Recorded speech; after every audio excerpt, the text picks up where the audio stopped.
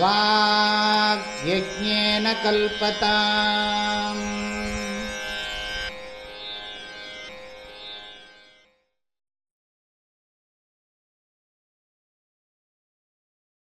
படந்து சாஸ்திராணி யஜந்து தேவான் குர்வந்து கர்மாணி பஜந்து தேவதாः ஆத்மைக்யபோதேன வினா விமுக்திः ந சித்யதி பிரம்மசதாந்தரேபி. படந்து சாஸ்திராணி யஜந்து தேவான் குர்வந்து கர்மாணி பஜந்து தேவதாः ஆத்மைக்யபோதேன வினா விமுக்திः ந சித்யதி பிரம்மசதாந்தரேபி.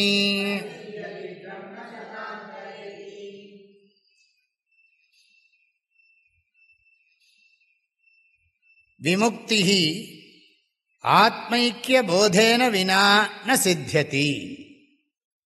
இதான் மெயின் சென்டென்ஸ். விமுக்திஹி, விமுக்திஹின்னா என்ன அர்த்தம்? மோட்சமானது, நன்கு விடுபடுவது. நன்கு விடுபடுவதுன்னா என்ன அர்த்தம்? Birth and death cycle. இந்த சோல் so many பாடிஸுக்குள்ள போய் போய் வெளியில் வருது. புனரப்பி ஜனனம் புனரப்பி மரணம் புனரப்பி ஜனனி ஜடரே.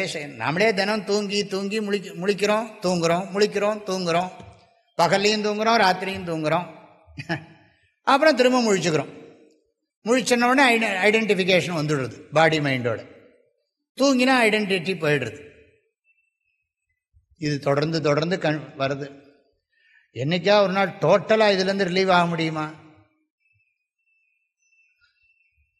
தினம் தூங்குறோம், தினம் முழிச்சுக்கிறோம். தூங்குற போது உடம்போட நமக்கு சம்பந்தம் இல்லை, மனசோடையும் சம்பந்தம் இல்லை. முழிச்சின உடனே மனசோடையும் உடம்போடையும் நமக்கு சம்பந்தம் வந்து விடுறது. தினம் நடக்கிறது, பகல்லையும் நடக்கிறது. சில பேர் அப்பப்போ பிறந்துட்டு நிறைய நேரம் செத்து கிடக்கான். புரியறது இல்லை. சில பேர் சாகவே மாட்டேங்கிறான். அப்படின்னா உங்களுக்கு புரியும். அதாவது தூங்கவே மாட்டேங்கிறான்னு அர்த்தம். தூங்காமே இருக்கிறவன் சாகவே மாட்டேங்கிறானுங்கிற அர்த்தத்தில் சொல்கிறேன். எப்போ பார்த்தாலும் குடைஞ்சுட்டே இருக்கான், முழிச்சுட்டே இருக்கான். சில பேர் எப்போ பார்த்தாலும் தூங்கிகிட்டே இருக்கான். அப்போ இதே ஞாபகம், இதுலேருந்து எத்தனை தடவை இந்த உடம்புல முழிச்சாச்சு தூங்கியாச்சு. ஸோ ரொம்ப கஷ்டம் வர்றவன் என்ன நினைக்கிறான்? எப்படியாவது இந்த உடம்புலேருந்து ரிலீவ் ஆகணும்னா இதை சாகடிச்சுட்டா பரவாயில்ல. ரொம்ப துக்கம் அதிகமானவன் என்ன பண்ணுறான்? இப்போ கூட நேற்று கூட சொன்னாங்க, யாரோ ஒரு முக்கியமான ஒரு ஆள் இந்த கோட்டூர்புரம் சென்னையில் அந்த அடையாறு பாலம் இருக்கே, அங்கே ஒரு பிரசித்தமான பாடகியோட ஹஸ்பண்ட் கூட போயிட்டார் விழுந்து. அதே மாதிரி நேற்றுக்கு ஒருத்தன் போயிட்டான். அதில் உட்காந்துட்டே இருக்கான், விழுந்துட்டான். போலீஸ் வந்து பிடிக்கிறோன்னா அவன் சட்டன்னு குதிச்சுட்டான். அவனை ஒன்றும் பண்ண முடியல. எதுக்கு சாகிறான்? டிப்ரெஷன். ஏன் டிப்ரெஷன் வருதுன்னா லைஃப்பை பற்றி புரிஞ்சுக்க முடியல. அப்போ அதை நினச்சிட்டு இருக்கான், இந்த பாடி போயிடுத்துன்னு சொன்னால் நமக்கு ரிலீஃப்னு. அங்கே தான் இருக்குது, ரிலீஃப் கிடையாது. இன்னொரு ஸ்பெஷல் பிசாஜ் பாடி ரெடியாக இருக்குது, அதுக்குள்ளே என்டர் பண்ணி ஆணும். அப்புறம் அலையணும், ஐயோ இந்த மனித உடம்பை வீணடிச்சேனே கொன்னுட்டேனே அப்படின்னு துக்கப்பட்டு இருக்கணும். என்ன பண்ண முடியும்? ஏன் சுவாமி இந்த படைப்பு இப்படி இருக்குன்னு? அது அப்படி தான் இருக்குது, நான் என்ன பண்ண முடியும்? சிருஷ்டி அப்படி இருக்கு. ஏன் என் மூஞ்சி இப்படி இருக்குன்னு கேட்டால் என்ன சொல்கிறேன்? ஏன் கர்மா என் மூஞ்சி இப்படி இருக்கு, உன் கர்மா உன் மூஞ்சி அப்படி இருக்கு, அதான் சொல்ல முடியும்.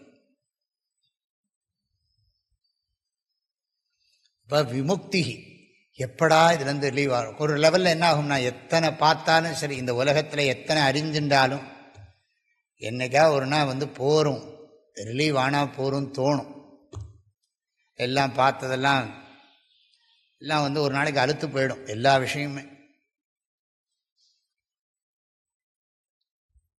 அப்போனாலும் அழுத்து போனாலும் ஃப்ரெஷ்ஷாக இருக்கிறதுக்கான மெச்சூரிட்டி இருக்கணும்.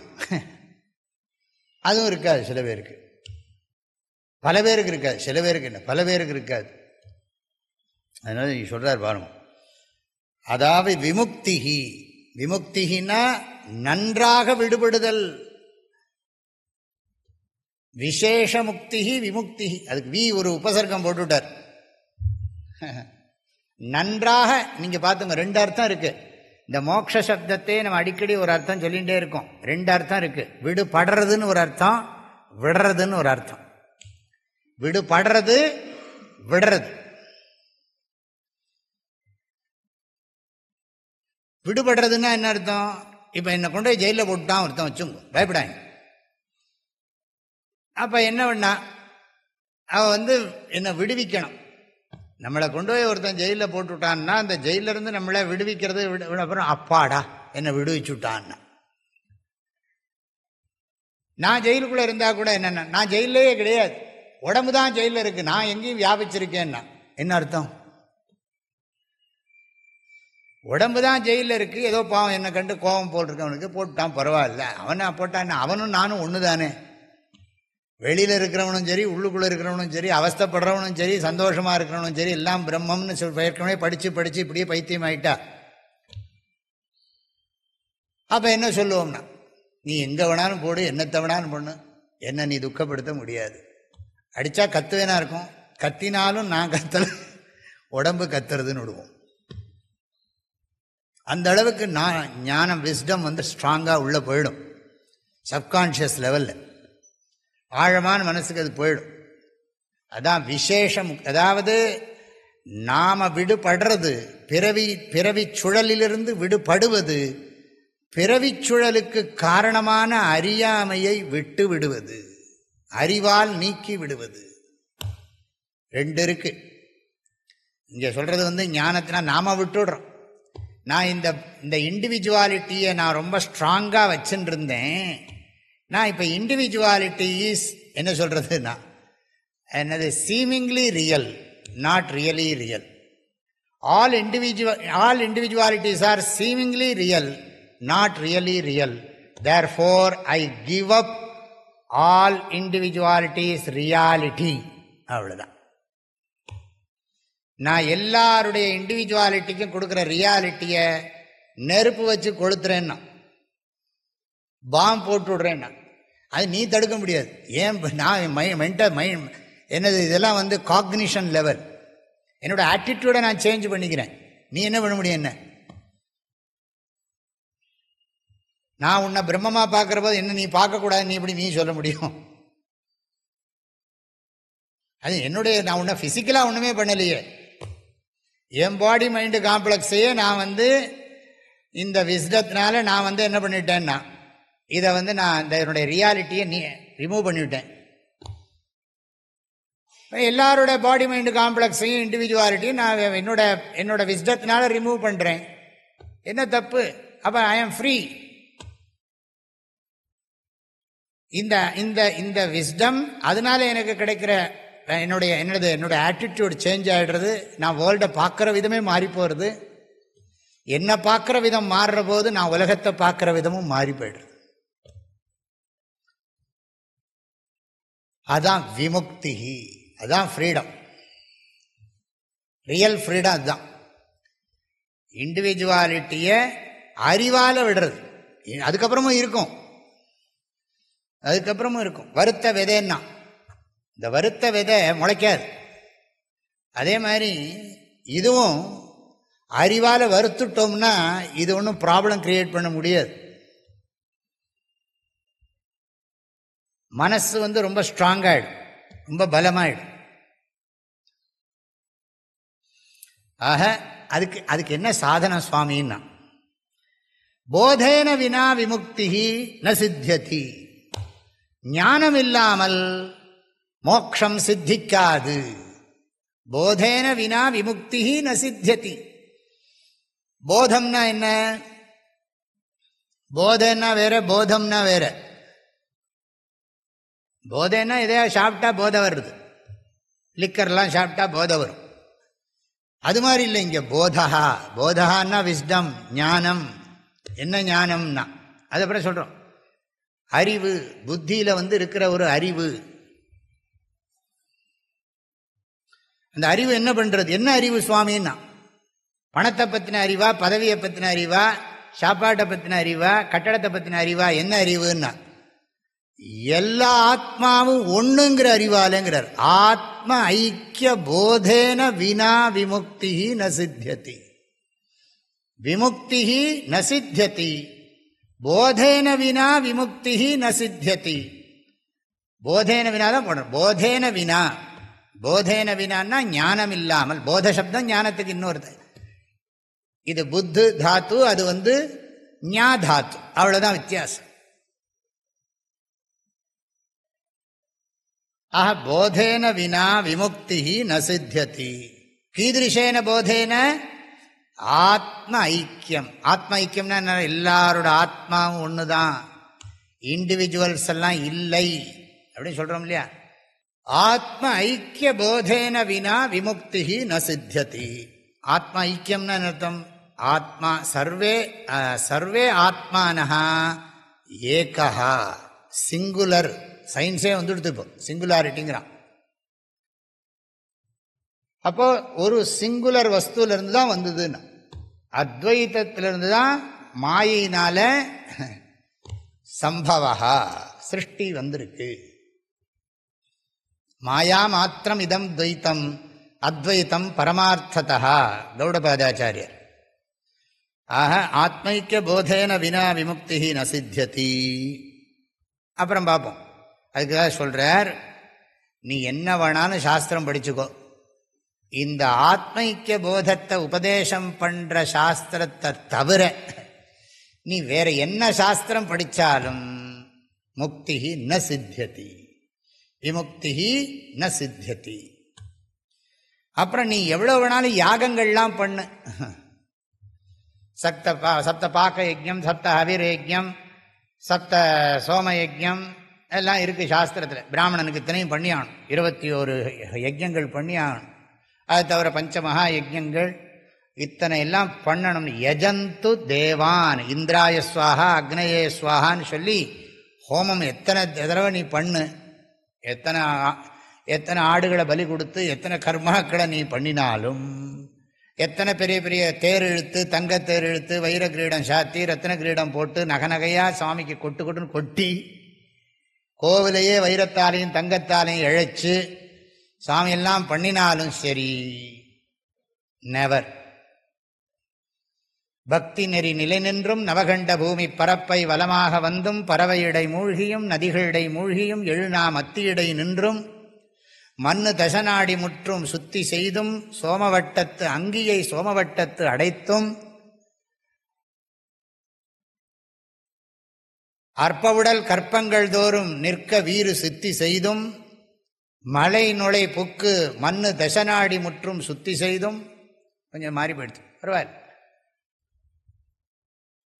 ஞானமலது கதி கூடுமோ வேதாந்த சித்தாந்த முக்தி முதலே சிரகிரி விளங்கவர் தட்சிணாமூர்த்தியே சின்மயானந்த குருவே. பக்தி நெறி நிலை நின்றும் நவகண்ட பூமி பரப்பை வலமாக வந்தும் பறவையிடை மூழ்கியும் நதிகளிடை மூழ்கியும் எழுநா மத்தியிடை நின்றும் மலை நுழை புக்கு மண்ணு தசநாடி முற்று சுத்தி செய்தும் அங்கியை சோமவட்டத்து அடைத்தும் அற்பவுடல் கற்பங்கள் தோறும் நிலை நிற்க வீறு சித்தி செய்தும் ஞானமலது முக்தி கூடும் கதி கூடுமோ, ஞானமலது கதி கூடுமோ. தாய்மானவர் பாடியிருக்கிறார். ஆகையினால யஜந்து தேவான், எத்தனை சுவாமி எத்தனை யாகம், அஸ்வமேத யாகம் பண்ணு, ராஜசூய யாகம் பண்ணு, நீ 1000 அஸ்வமேத யாகம் பண்ணினாலும் முடியாதப்பா. குர்வந்து கர்மாணி, நிறைய வேலையெல்லாம் லௌகிக காரியங்கள், செடியை வைக்கவும் அதுக்கு தண்ணியை ஊற்றவும் உரம் போடவும். அப்போ நம்ம எத்தனையோ காரியம், கட்டடத்தை கட்டுறோம், அதுக்கெல்லாம் மெயின்டெனன்ஸ் பண்ணுறோம், ப்ளம்பிங் பண்ணுறோம், இதெல்லாம் கர்மாணி. இதெல்லாம் என் வேலையை காலையிலேருந்து என் டியூட்டியை ஒழுங்காக செஞ்சேன் அதனால் எனக்கு மோட்சம் கிடைக்குமான்னா, டியூட்டியை செஞ்சால் அது நல்லது, தப்பு இல்லை. ஆனால் அது மோட்சத்தை கொடுக்கும்னு நீ சொல்ல முடியாது. உன் டியூட்டி இவ்வளோ பண்ணியும் சொல்லுவான் ஒருத்தன், என்னத்தை கழிச்சுட்டேன்னு. அப்போ போய் நீ அப்படியே நொடிஞ்சு இதாகிடுவே. உனக்கு அதை தாங்கிக்கிற சக்தி இருக்கா? யாராவது ஒருத்தர் அப்ரிஷியேட் பண்ணாமல், அது மாத்திரம் அப்ரிஷியேட் பண்ணாட்டாலும் பரவாயில்ல, நம்மளை டிஸ்கரேஜ் பண்ணால் எப்படி இருக்கும்? நம்ம பண்ணின வேலையை நம்ம மதிக்காமல் நம்மளை தப்பாக சொன்னால் எப்படி இருக்கும்? குர்வந்து கர்மாணின்னா எத்தனை லௌகிக கர்மாக்களை காலையிலேருந்து ராத்திரி வரைக்கும் நீங்கள் ஒர்க்கஹாலிக்காக பண்ணினாலும் சரி, உனக்கு அப்சல்யூட் பீஸ் ஆஃப் மைண்டு வராதுங்கிறது. வரவே வர. சரி, அது மாத்திரம் இல்லை நான் உட்கார்ந்துட்டு இறைவனுடைய திருநாமத்தை ஓதுறேன். பஜந்து தேவதாக ஹரேர் நாமைவ நாமைவ நாமைவ மம ஜீவனம் கலவு நாஸ்தியவ நாஸ்தியேவ நாஸ்தியேவ கதிரன்யதா அப்படி சொல்லி விஷ்ணு சாஸ்திரநாம பாராயணம் 108 தடவை பண்ண போகிறேன் இன்னைக்கு. எதுக்கு? நான் மோட்சத்துக்காகன்னா கிடைக்காது. டியூட்டியை ஒழுங்காக பண்ணாலும் கிடைக்காதுங்கிறீங்க. ஆனால் அதுக்காக பண்ண வேண்டாம்னு அர்த்தமானா, இதெல்லாம் பண்ணினா மாத்திரம் போராதுன்னு அர்த்தம். நீ வியாக்கரண சாஸ்திரம், நியாய சாஸ்திரம், மீமாம்சா சாஸ்திரம், அந்த சாஸ்திரம், இந்த சாஸ்திரம், ஏகப்பட்ட சாஸ்திரம் படித்தாலும் எல்லா ஆத்மாவும் ஒன்றுங்கிற ஞானத்தை கொடுக்குற சாஸ்திரத்தை படித்து அந்த ஞானத்தை அடையலைன்னா மோட்சம் கிடையாது. அதுக்காக இதெல்லாம் வேண்டாம், தப்பாக புரிஞ்சிக்கூடாது. ஏன்னா இதை சரியாக மிஸ்யூஸ் பண்ணுறதுக்கு வழி இருக்குது. இதெல்லாம் யூஸ்லெஸ் அப்படின்னு சொல்லுவாங்க சில பேர். அப்படி நம்ம சொல்ல மாட்டோம். சாஸ்திரங்களை படிக்கத்தான் வேணும், யாகங்களை பண்ணத்தான் வேணும், லௌகிக கர்மாக்கள் டியூட்டிஸை செய்யத்தான் வேணும், இறைவனுடைய திருநாமத்தை மனமுருகி பாடத்தான் வேணும். ஆனால் இது மாத்திரம் போராது. எக்ஸசைஸ் பண்ணாலே சொல்கிறாங்க, வெறுமனே ட்ரெட்மில் பண்ணால் போராது, பிராணாயாமம் பண்ணணும், யோகா கொஞ்சம் பண்ணணும், ஸ்ட்ரெச் பண்ணணும். சும்மா ட்ரெட்மில் மாத்திரம் பண்ணினா போராது, இதுவும் பண்ணணும் அதுவும் பண்ணணும். எல்லாம் பண்ணினாத்தான் உறுப்புகள்லாம் உடம்புக்குள்ளேயும் நல்லாயிருக்கும். யோகா பண்ணினா உள்ளுக்குள்ள உறுப்புகள்லாம் நல்லாயிருக்கும். ஏரோபிக்ஸ் எக்ஸசைஸ் எல்லாம் பண்ணால் ஃபிசிக்கல் ஃபிட்னஸ் கிடைக்கும். அதெல்லாம் சொல்கிறாங்க. அதே மாதிரி தான் ஃபுட் ஐட்டத்துலேயும் இது மாத்திரம் சாப்பிட்டா போகாதும்பா. அது ஆனால் அதுக்காக வேண்டான்னு அர்த்தம் இல்லை, இன்னும் மற்றதையும் சேர்த்துக்கணும்னு அர்த்தம். விட்டமின் வேணும், கார்போஹைட்ரேட் வேணும், புரோட்டீன் வேணும், எல்லாமே சேர்ந்து தான். ஒன்று இல்லாமல் ஒன்று பண்ணிட முடியாது. ஆனால் மோட்சத்துக்கு இதை சொல்கிறார், ஞானம் இல்லாமல் முடியாது. நீ எவ்வளவு தேவதைகளை பூஜை பண்ணினாலும் சரி, பிரம்ம சதாந்தரேபீனுடர் குருத்தே கங்கா சாகர கமனம் விரத பரிபாலனம் அதவா தானம் ஞான விஹீன சர்வமதேன பஜதின முக்திம் ஜென்மசதேன. பஜகோவிந்தம். நீ கங்கா இருந்து கங்கா கோமுக்கிலிருந்து கிளம்பி கங்கை முடிகிற இடம் கல்கத்தா கிட்ட கங்கா சாகர் வரைக்கும் நீ நடந்து யாத்திரை பண்ணினாலும் சரி, நீ இருக்கிற ஊரில் இருக்கிற அத்தனை விரதமும், வரலட்சுமி விரதம், சோமவார விரதம், ரிஷி பஞ்சமி விரதம், ஊரில் இருக்கிற அத்தனை விரதம் இருக்குது. அமாவாசை விரதம், பௌர்ணமி விரதம், ஏகாதசி விரதம், சந்திரஷ்டி விரதம், விநாயக சதுர்த்தி விரதம், எத்தனை விரதத்தை நீ பண்ணினாலும் சரி, சிவராத்திரி விரதம், வைகுண்ட ஏகாதசி விரதம், என்ன விரதத்தை பண்ணினாலும் சரி. இல்லை இருக்கிறதெல்லாம் நான் தானம் பண்ணிட்டேன், என்கிட்ட இப்போ மண் சட்டி தான் வச்சுன்னு இருக்கேன், என்கிட்ட இருந்த சொத்தெல்லாம் நான் தானம் பண்ணிட்டேன், மோட்சம் கிடைக்குமா? நான் கிடைக்காதுங்கிற. அதெல்லாம் பண்ணணும். அதவா தானம் ஞான விஹீனஹா, ஞானம் இல்லைன்னு சொன்னால் ஜன்மசத்தேன, எத்தனை ஜென்மம் எடுத்தாலும் நீ மோட்சம் அடைய முடியாது. ஞான விஹீன சர்வமத்தேன, எல்லாருடைய கருத்து எல்லா கோணத்தில் சிந்தித்து பார்த்தாலும் ஞானம் இல்லை என்றால் உனக்கு மோட்சம் இல்லை. பிரமாணம் இருக்கு. இங்கே சொல்றார், பிரம்மா கூட 100 பேர் வந்துட்டு போயிடலாமா. 100 பிரம்மானா கணக்கு போட்டு பார்த்துக்கோங்க. பகவத்கீதையில் 8வது அத்தியாயத்தில் கடைசியில் இருக்கு. சஹஸ்ரயுக பர்யந்தம் அஹர்யத் பிரம்மணோ விதுஹு.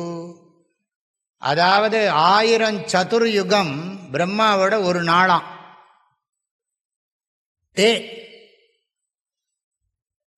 அதே மாதிரி 1000 சதுர்யுகம் பிரம்மாவோட ஒரு நைட்டாம். சஹஸ்ரயுக பர்யந்தம் அஹர்யத் பிரம்மணோ விதுஹு. ஒரு சஹஸ்ரயுகம்னா 1000 யுகம் இல்லை, 1000 சதுர்யுகம். 1000 சதுர்யுகம் பிரம்மாவோட டே, பகல். 1000 சதுர்யுகம் பிரம்மாவோட நைட்டு. இப்படி 365 நாள் ஒரு வருஷம் இருக்கு. அப்படி 100 வருஷம் கணக்கு போட்டு பாருங்க. அதுதான் பிரம்மாவோட ஆயுஸ். அது மாதிரி 100 பிரம்மா வந்தாலும் உனக்கு மோட்சம் இல்லைங்கிறது எக்ஸாஜரேஷன் இல்லை, ஃபேக்ட். மிகைப்படுத்தி சொல்லலை, உண்மையை சொல்றார். அதனால பிரம்ம சதாந்தரேபி, பிரம்மன்னா 100 பிரம்மா, சதம்னா என்ன, நசித்தியதி பிரம்ம சதாந்தரேபி. 100 பிரம்மாஜி வந்துட்டு போனாலும் சரி உனக்கு மோட்சம் கிடைக்காது. ஆகையினால என்ன அர்த்தம்னா, ஆத்மைக்கிய போதேன வினா விமுக்தி ந சித்தியதி. படந்து சாஸ்திராணி படந்து தேவானி யஜந்து கர்மாணி குர்வந்து தேவதாக பஜந்து. ஆத்மைக்கிய போதேன வினா விமுக்தி பிரம்ம சதாந்தரேபி ந சித்தியதி. 100 பிரம்மா வேணாலும் வந்துட்டு போனாலும் போகும், உனக்கு சித்திக்காது. நீ அதை புரிஞ்சுக்கும். நான் பொய் சொல்ல மாட்டேன். ரொம்ப ஃபெனாட்டிசமாக இருக்கேன். ஃபெனாட்டிசம் இல்லைப்பா, இது ஃபேக்டாக சொல்கிற போது ஃபெனாட்டிக்கான 2 2 4ங்கிறது ஃபெனாட்டிசமா? சம்பந்தமே இல்லாமல் ஃபெனாட்டிக்கா நிறைய பேர் இருக்கான். ஃபெனாட்டிக்கா லுனாட்டிக்கான்னு தயானந்த சுவாமி சொல்வார். நான் இது ஃபேக்டை சொல்கிற போது என்ன ஃபெனாட்டிக்னு நீ சொன்னியான்னு நீ லுனாட்டிக்கும் பாரு, பைத்தியம்னு அர்த்தம்.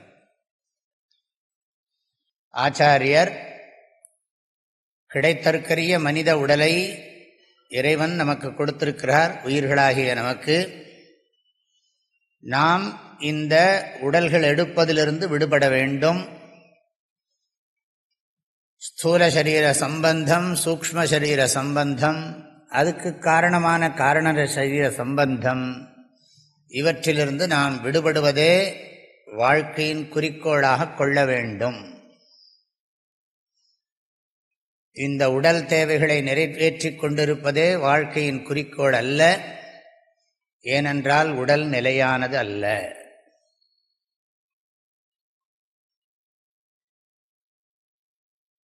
ஆகவே இந்த ஷரீரத்ரயத்திலிருந்து விமுக்தி, அகங்கார மமக்காரத்திலிருந்து விமுக்தி, மமக்காரத்திலிருந்து விமுக்தி அடைஞ்சு அகங்காரத்திலிருந்து விமுக்தி அடையணும். அதுக்குத்தான் மனுஷ ஜென்மா கொடுக்கப்பட்டிருக்கு. ஆகவே மனுஷ ஜென்மாவை மோட்சத்துக்காகத்தான் உபயோகப்படுத்தணும். பரம புருஷார்த்தமாகிய மோட்சத்துக்காகத்தான் மனுஷ ஜென்மாவை உபயோகப்படுத்தணும். அது எந்த வர்ணமாக இருந்தாலும் சரி, எல்லாருக்கும் இதுதான் முக்கியம். சோஷியலில் எந்த லெவலில் இருந்தாலும் சரி எல்லாருக்கும் இதுதான் முக்கியம். இதை தெரிஞ்சுக்கிறது ரொம்ப முக்கியம். சின்ன வயசுலேயே இந்த குறிக்கோளை மனசில் வச்சுக்கணும். சாதாரணமாக கடவுளை அடையிறதான் வாழ்க்கையோட குறிக்கோள் அப்படின்னு சொல்கிறது வழக்கம். இப்போ கடவுள்னா என்னங்கிற கேள்வி வரும். சில பேர் குழந்தை ஆசிக்கணும் சாதாரணமாக சொல்லுவோம் கடவுளை அடைவதே வாழ்க்கையின் குறிக்கோள்னா. அடையலாம், சரி. இப்போ கைலாசத்தை அடைவதே குறிக்கோள்னா கைலாசம் எங்கே இருக்குன்னு தெரியும். வைகுண்டத்தை அடைவதே குறிக்கோள்னு சொன்னால் வைகுண்டமாவது எங்கேயோ ஒரு இடத்துல இருக்குங்கிறாங்க. இங்கே இல்லை, அது சந்தேகம் இல்லை. கைலாச பர்வதம் இங்கேயே நம்ம கேள்விப்படுறோம். இப்படி இடத்த ஏதாவது ஒரு குறிப்பிட்ட இடத்துல ஒரு குறிப்பிட்ட காலத்தில் அடையிறதா, அதை முதல்ல அப்படி தான் சொல்லுவோம். பாடம் அப்படி தான் தொடங்கும். அப்புறம் கடவுள்னா என்னங்கிற கேள்வி கேட்க ஆரம்பித்தா அதுக்கு நிறைய பதில் வந்தாகணும். கடவுள் ஒரு குறிப்பிட்ட இடத்துல குறிப்பிட்ட வடிவத்தில் குறிப்பிட்ட செயலை செய்து கொண்டு இருக்கிறாரா அப்படின்னு கேட்டால் அதுக்கெல்லாம் தான் நிறைய விசாரம் பண்ணுறோம். இன்பமே வடிவானவன் இறைவன், எங்கும் நிறைந்தவன் இறைவன். எங்கும் நிறைந்த இன்பமே வடிவான இறைவனை அடைய முடியாது, உணர்ந்து கொள்ளத்தான் முடியும். எங்கும் நீக்கமர நிறைந்திருக்கிற ஆகாசத்தை நாம் எப்படி அடைய முடியாதோ அதை போல ஆகாசத்திலேயே இருந்து கொண்டு ஆகாசத்தை எப்படி அடையிறது, அது மாதிரிதான். மோக்ஷங்கிறது ஏதோ ஒரு லோகம், ஒரு ஸ்தானம் இல்லை. மோக்ஷங்கிறது இங்கே ஆதிசங்கரர் ஆச்சாரியார் நிறைய இதை பற்றி விசாரம் பண்ணி சொல்கிறார். புராணத்தில் சொல்கிற மாதிரியோ வேதங்கள்லேயே சில பகுதிகளில் சொல்லக்கூடிய பிரம்மலோகம் சொர்க்கலோகம் மாதிரியோ இல்லை. வேத பூர்வ பாகத்தில் சொல்லப்படக்கூடிய சொர்க்கலோகம் பிரம்மலோகம் போன்ற லோகங்களாகவும் இல்லை. எந்த லோகத்துக்கு போனாலும் எந்த சரீரம் எடுத்தாலும் மறுபடியும் சரீரம் எடுக்கத்தான் வேணும். பிரம்ம புவனால்லோகாக புனராவர்த்தினோர்ஜுன மாமுபேத்தியது கௌந்தேய புனர்ஜென்ம நவித்தியதே. இந்த மாம்னா என்ன அர்த்தம்? என்னைன்னு அர்த்தம். உபேத்தியன்னா அடைந்துன்னு அர்த்தம். என்னை அடைந்துன்னா எங்கே இருக்கார் அவர்னா? எங்கே இல்லை அவர், எதுவா இல்லை அவர், எப்ப இல்லை அவர், எங்க இல்லை, எதுவா இல்லை, எப்ப இல்லை. எங்கேயும் இருக்கார், எல்லாமாகவும் இருக்கார், எப்பவும் இருக்கார். ஆக எல்லா இடத்திலும் எல்லா பொருள்களாகவும் எல்லா காலத்திலும் இருக்கிற தத்துவம்தான் பிரம்ம தத்துவம். அது என் உடம்பாகவும் மனசாகவும் காட்சியளிக்கிறது. எல்லாருடைய உடம்பாகவும் மனசாகவும் தன் உணர்வுகளாகவும் ஒரு பொருளே காட்சி அளிக்கிறது. இதை ஆராய்ந்து தெளிக, உணர்க. ஆக இதை தான் பண்ணணுங்கிறத திரும்ப சொல்றார். மோக்ஷம் ஆத்ம ஐக்கிய போதேன வினா ந சித்தியதி. விமுக்தி ஆத்ம அத்வைத ஞானம் இல்லாமல் மோக்ஷம் கிடைக்காது. ஆக ஞானந்தான் மோட்சத்துக்கு சாதனம். ஞானத்துக்கு சாதனம் என்னன்னு சொல்ல போறார், அது பார்க்க போறோம்.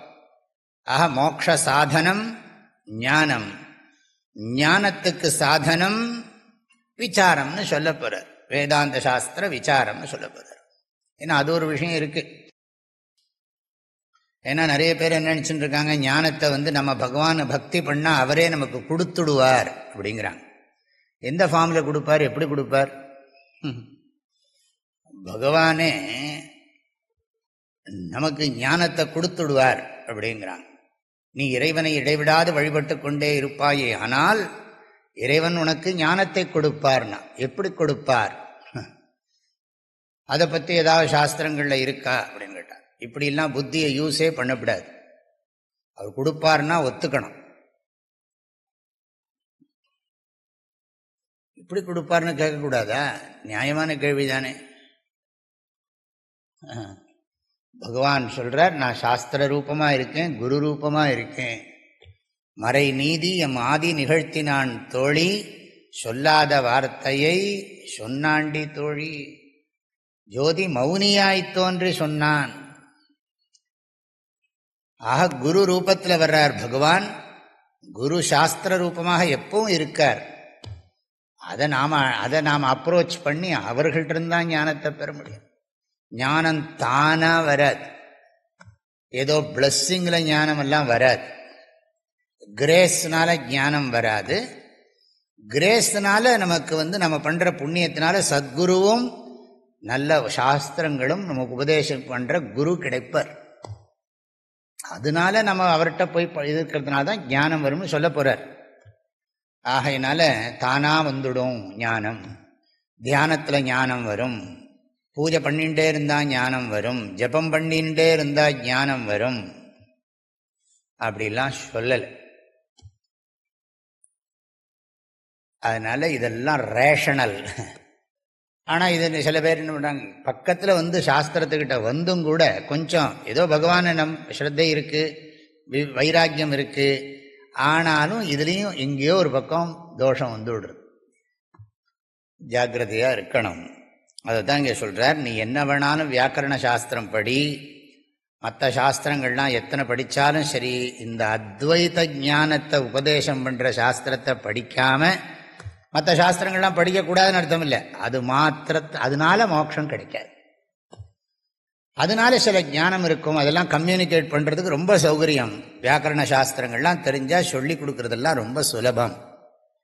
நியாய சாஸ்திரம் தெரிஞ்சால் புத்தி ரொம்ப சூக்ஷ்மமாக இருக்கும்.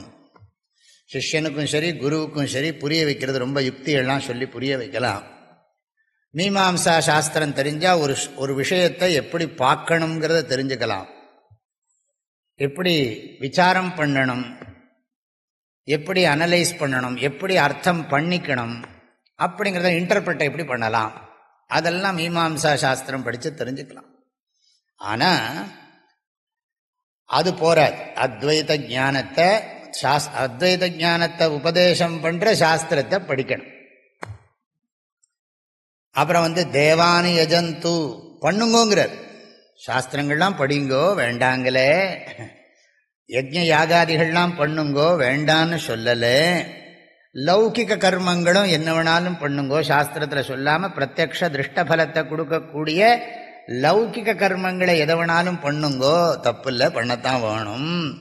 தேவதாக பஜந்து, நிறைய கோவிலை கட்டுங்கோ, சுவாமியை பிரதிஷ்டை பண்ணுங்கோ, நிறைய கும்பாபிஷேகம் பண்ணுங்கோ, மண்டலாபிஷேகம் பண்ணுங்கோ, கோட்டி அர்ச்சனை பண்ணுங்கோ, சஹஸ்ர கலசாபிஷேகம் பண்ணுங்கோ, தீப பூஜை பண்ணுங்கோ, எல்லாரையும் சேர்த்து வச்சுட்டு பகவன் நாம சங்கீர்த்தனம் பண்ணுங்கோ, எல்லாம் பண்ணுங்கோ. வேண்டான்னு சொல்லலை, நல்லது. அது சித்த சுத்தியை கொடுக்கும். தர்ம அனுஷ்டானம் அடுத்த தலைமுறைக்கு தேவை. கலாச்சாரத்தை எல்லாம் காப்பாற்றி அடுத்த தலைமுறைக்கு நல்ல வழிகளை காட்டணும், அதெல்லாம் தேவைதான். ஆனால் நீ ஆழமான மனசில் பரமசாந்தியோட நிம்மதியாக மோட்சத்தை அனுபவிக்கணும்னா என்ன பண்ணணும்னா, ஆத்மைக்கிய போதேன வினா விமுக்தி ந சித்தியதி பிரம்ம சதாந்தரேபி. 100 பிரம்மாஜி போனாலும் சரி, நீ அத்வைத ஞானத்தை நீ சம்பாதிக்கலைன்னா நீ மறுபடியும் சரீரத்தோட சம்பந்தம் வச்சு, உலகத்தோட சம்பந்தம் வச்சு, பொருள்களோடையும் உறவுகளோடையும் சம்பந்தத்தை வச்சு, அதனால சுகதுக்கத்தை அனுபவிச்சு, ராகத்வேஷத்தை விருத்தி பண்ணி, திரும்ப திரும்ப புண்ணிய பாபத்தை பண்ணி சுத்திக்கிண்டே இருக்கணும். கர்மணா பத்தியதே ஜந்து வித்யேயாச்ச விமுச்சியதே. அதனால மா கர்மபலஹேது பூஹூன்னார் பகவான். கர்மபலஹேத்துவான ஜன்மாவுக்கு இடம் கொடுக்காதே அப்படின்னு அர்த்தம். அதுக்கு கர்மபலஹேத்து ஜன்ம மா பூஹு. ஆகையினால பலாபிசந்தி இல்லாமல், லௌகிக பலனை விரும்பாம, சித்தசுத்தி உன்னையே லட்சியமாக வச்சு, மோட்சத்தையே பரமலட்சியமாக வச்சு கர்மாவை பண்ணு. ஆகையினால அத்வைத ஞானாதேவது கைவல்யம். ஆத்மைக்கிய போதேன வினா விமுக்தி ந சித்தியதி. எல்லாரும் ஒன்றுன்னு புரிஞ்சுக்கும். நம்ம ஜீவபேதத்தை சத்தியம்னு நினைக்காது. தேகபேதா ஜீவபேதா மித்யா பேதா, பேதா மித்யா, துவைத்தம் மித்யா. ஆக உயிர்கள் வேற்றுமை,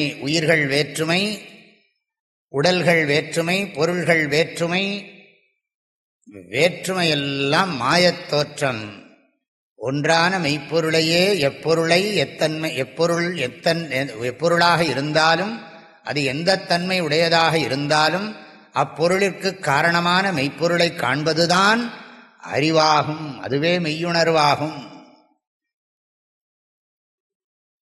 ஐயுணர்வு எய்திய கண்ணும் பயமின்றே மெய்யுணர்வு இல்லாதவர்க்கு. நீ இந்திரியங்களெல்லாம் கட்டுப்படுத்தினாலும் உனக்கு ஞானம் கிடைக்கலன்னா அந்த இந்திரிய நிகிரகம் பிரயோஜனம் இல்லைன்னு விட்டார் திருவள்ளுவர். ஐயுணர்வு எய்திய கண்ணும், ஐயுணர்வு எய்திய கண்ணும்னா என்ன அர்த்தம்? ஐம்பொறிகளை நீ கட்டுப்படுத்தினாலும் கூட, புலனடக்கத்தை நீ பயிற்சி பண்ணினாலும் கூட, நீ இந்த நான் எல்லாம் ஒரே மெய்ப்பொருள் தத்துவந்தான் அப்படிங்கிறத நீ உணரலைன்னு சொன்னா பயமின்றே, பயன் இல்லைன்னு. அதுக்கு ஒரு பயன் இருக்கு, முழுமையான பயன் இல்லைன்னு அர்த்தம். அதே மாதிரி இதுவும் ஞாபகம் வச்சுக்கணும் நீங்க. அதாவது இந்த மற்ற சாஸ்திரங்களை படிக்கிறது, யாகங்களை பண்றது, லௌகிக கர்மங்களை பண்றது, பூஜைகளை பண்றது, இதெல்லாம் பண்ணலைன்னா இந்த ஞானம் விளங்காது. இந்த ஞானம் விளங்கலைன்னா இதெல்லாம் பண்ணி பிரயோஜனம் இல்லை. கீதையிலும் பகவான் அடிக்கடி சொல்றார், நாஹம் வேதைர்ன தபசா ந தானேன ந சேத்யயா சக்ய ஏவம் விதோ திரஷ்டும் திருஷ்டவானசி மாம் யதா. 11வது அத்தியாயத்தில் இருக்கு. நாஹம் வேதைர்ன தபசா வேதேஷு யஜ்ஞேஷு தபஸ்ஸு சைவ தானேஷு யத் புண்ணியபலம் பிரதிஷ்டம் பக்தியா த்வனன்யயா சக்யः அஹமேவம் விதோர்ஜுன ஞாத்தும் திரஷ்டும் ச தத்வேன பிரவேஷ்டும் ச பரந்தப. 11வது அத்தியாயத்தில் இருக்கு. ஆக அதாவது இதெல்லாம் மாத்திரம் போராது அப்படின்னு ஞாபகம் வச்சுக்கணும். அதாவது இந்த தர்மசாஸ்திரம் இல்லாம பிரம்மசாஸ்திரம் புரியாது. பிரம்மசாஸ்திரம் புரியலன்னா தர்மசாஸ்திரம் முழுமை பெறாது. தர்மசாஸ்திரம் ஈஸ்வர பக்தி பண்ணாதவனுக்கு அத்வைத ஞானம் விளங்காது. அத்வைத ஞானம் விளங்கலேன்னா துவைத சாஸ்திரத்தை அனுஷ்டிச்சதுக்கு முழுமையான பலன் கிடைக்காது. இன்கம்ப்ளீட் அப்படின்னு சொல்லுவோம். ஆகவே அதெல்லாம் வாண்டான்னு அர்த்தம் கிடையாது. சில பேர் இதை கோட் பண்ணி இதெல்லாம் யூஸ்லெஸ்ன்னு விடுவாங்க. அப்படிலாம் சொல்லக்கூடாது. நீ எத்தனை வேணாலும் சாஸ்திரம் படி, என்ன வேணாலும் பூஜை பண்ணிக்கோ, என்ன வேணாலும் லௌகிக விவகாரம் பண்ணு, சோஷியல் சர்வீஸ் பண்ணு, ஆனால் நீ என்ன வேணாலும் பூஜையும் பண்ணு, என்ன பண்ணாலும் சரி, நீ கொஞ்சம் எல்லாத்தையும் கொஞ்சம் நிறுத்திட்டு வைராக்கியத்தை அடைஞ்சு இதுக்கு வரணும். வரலேன்னு சொன்னால் அப்புறம் அது பிரயோஜனம் இல்லை. அதுக்கு தான் நம்ம அடிக்கடி இதை கோட் பண்ணுறோம். நிறைய பேருக்கு இந்த சபரிமலைக்கு போய் போய் அதில் ஒரு அடிக்ஷன் வந்துடும். ஆன்மீக வாழ்க்கையில் இப்படி ஒரு பிரச்சனை இருக்குது, அது புரியணும். அதாவது வயசான காலத்தில் போக முடியாது, நமஸ்காரம் கூட பண்ண முடியாது, அப்போ என்னால் பண்ண முடியலையேன்னு துக்கப்படுறது. இத்தனை நாளாக இருக்கா, வயசாயிட்டா பண்ணதான்ப்பா முடியாது, அது ஒத்துக்கோ. உன்னை நீ அக்செப்ட் பண்ணிக்கோ, உன்னுடைய இயலாமையை நீ ஏற்றுக்கொள். இயலாமையிலிருந்து வெளியில வா. இயலும் தன்மையிலிருந்தும் இயலாமை தன்மையிலிருந்தும் நீ வெளியில வரணும். ஐயோ முடியலையே அப்படின்னா முடியாட்டி போயிட்டு போகிறது. இத்தனை வருஷம் பண்ணியாச்சே, என்னத்துக்கு இனிமேல் பண்ணிட்டு இருக்கணும்? நல்லா பண்ண வேண்டியதெல்லாம் பண்ணி, அதனால தான் நல்லா இருக்கிற போது சில சமயம் விடும்போம். அதுக்கெல்லாம் மைண்டை ட்ரெயின் பண்ணுறதில்ல. இந்த சில பேர்லாம் ஆஃப்டர் ரிட்டையர்மெண்ட் படுற அவஸ்தை மாதிரி, ரொம்ப ஆஃபீஸ்லாம் நிறைய வேலை பண்ணிகிட்டே இருப்பாங்க. அப்புறம் கொஞ்ச நாளில் அவங்க எல்லாத்தையும் ரிட்டையர் பண்ண வேண்டி வரும். அதுவும் கவர்மெண்ட் சர்வெண்ட்டாக இருந்தால் நிச்சயமாக பண்ணி ஆகணும். அப்படி பண்ணின உடனே என்ன ஆகிடும்னா, அதுக்கு அந்த ஆஃப்டர் ரிட்டையர்மெண்ட்டுக்கு ப்ரிப்பேர்டாக இருக்க மாட்டாங்க. சில பேருக்கு ஜாபும் கிடைக்காது, வீட்லேயும் சும்மா இருக்கவும் முடியாது. சைக்கலாஜிக்கல் ப்ராப்ளம்லாம் வந்து நிறைய ப்ரொஃபஸர்ஸை பார்க்குறேன், நிறைய கவர்மெண்ட் ஆஃபீஸர்ஸை பார்க்குறேன். ஈவன் அரசாங்க பதவிகளில் இருந்தவங்க, பெரிய பதவிகள்லாம் இருந்திருப்பாங்க. ஆனால் அந்த பதவிகள்லேருந்து விலகினத்துக்கு பிறகு அவங்களால ஒன்றுமே யாரும் இருக்க மாட்டான், ஒருத்தனும் வரமாட்டான், பேச மாட்டான், கார் இருக்காது, முன்னாடி 2 கார் பின்னாடி கார்லாம் போகாது, இவன் தனித்து விடப்படுவான். அப்போ அதை தாங்கிறதுக்கு சக்தி இருக்க, டிப்ரெஷன் வந்துடும். அதுக்கு ப்ரிப்பேர்டாக இருக்க வேண்டாமோ? இப்போ ஒரு உதாரணத்துக்கு சொல்லணும்னா, அம்மா வயிற்றுக்குள்ள குழந்தை இருக்கு, பக்குவப்பட்ட பிறகு அந்த குழந்தை வெளியில் வரணும். 2வது மாதத்துலேயே வந்துவிடாது, 3வது மாதத்துலேயே வந்துவிடாது. ஆனால் ஒரு குறிப்பிட்ட வயசில் குறிப்பிட்ட மாதத்தில் வெளியில் வந்தாகணும். வரலன்னா அம்மாவுக்கு இடைஞ்சல், குழந்தையும் போச்சு. அது மாதிரி தான் எல்லாத்துலேயுமே என்னன்னா, என்னது இருக்கணும், பக்குவப்படணும், மேல் நோக்கி போகணும், இல்லாட்டி வெளியில் வரணும், என்டர் பண்ணணும், க்ரோ பண்ணணும், வரணும். இப்போ நாளைக்கு பூஜைக்கே போக முடியல, நம்மளால் எங்கேயும் பண்ண முடியலன்னா வீட்டில் இருந்தே மனசில் பண்ணிக்க வேண்டியதான். நம்மளால் மூவே பண்ண முடியல, நடக்க முடியல அப்படின்னு சொன்னால் அதை ஒத்துக்கணும். ஆனால் அதே சமயம் நம்ம சோம்பேறித்தனத்தினால விடக்கூடாது. சோம்பேறித்தனத்தினால விடுறது தப்பு, பாபம். நமக்கு சரீரத்தில் சக்தி இல்லாமல் விடுறதுங்கிறது பாபம் கிடையாது. அது பகவான் நமக்கு சக்தியை கொடுத்தா பண்ண போகிறோம். அதனால ஒரு லெவலில் எத்தனை வருஷம் தான்ப்பா நீ சபரிமலைக்கு போவேன் கேட்டால் 50 வருஷம் போகிறேங்கிறார் ஒருத்தர். 51வது வருஷம் போக முடியலன்னா அவருக்கு துக்கத்தோடு இருக்கார். இத்தனை வருஷம் போய் உனக்கு கடைசியில் துக்கமாக மிச்சம். ஐயப்பன் உனக்கு அவ்வளோதான் புத்தியை கொடுத்தானா என்ன?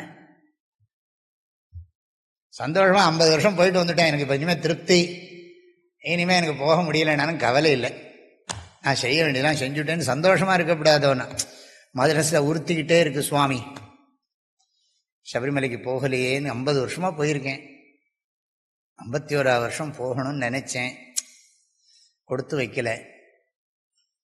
என்னமோ ஐயப்பனுக்கு என் பேரில் கருணை இல்லை.